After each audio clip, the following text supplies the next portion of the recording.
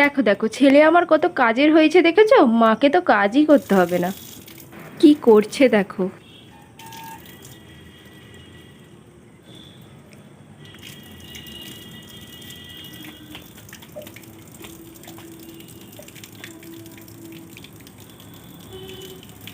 গাছেতে জল দিয়ে দিচ্ছে।